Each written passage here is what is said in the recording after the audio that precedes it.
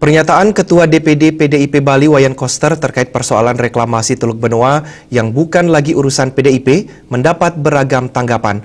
Pernyataan Wayan Koster itu dinilai mengabaikan aspirasi penolakan reklamasi Teluk Benoa yang makin masif. Disinyalir pernyataan Wayan Koster sebagai bentuk tidak bertanggung jawabnya politisi atas nasib masyarakat Bali. Kita kenal sebagai politisi. Akademisi Rumawan Salain sangat menyesalkan pernyataan Wayan Koster karena sebagai seorang politisi dari Bali, mestinya membela kepentingan masyarakat Bali. Pernyataan seperti itu terkesan masyarakat Bali tidak dibela dan dilindungi oleh politisi, yang seharusnya politisi mengayomi masyarakat dan memikirkan nasib Bali ke depan.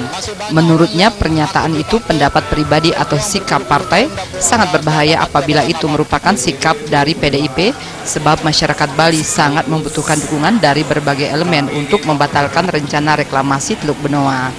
Sebaliknya, jika itu pendapat pribadi Koster, masih banyak politisi PDIP yang kontra reklamasi. Rumawan Salain berharap pada pimpinan daerah dan DPR untuk membela Bali dengan jernih. PDI, katakan sebagai partai politik yang sebagian besar di Indonesia ini berada di DPR, cukup banyak mempunyai hak suara,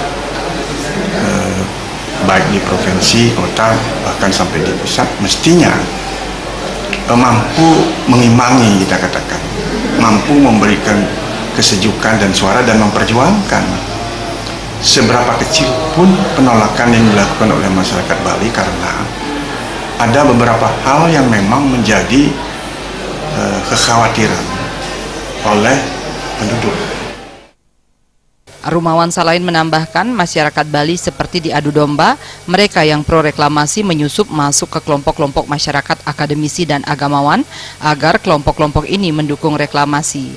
Menurut Rumawan Salain, pemerintah harus menyadari dan segera mengambil sikap. Tim Liputan melaporkan.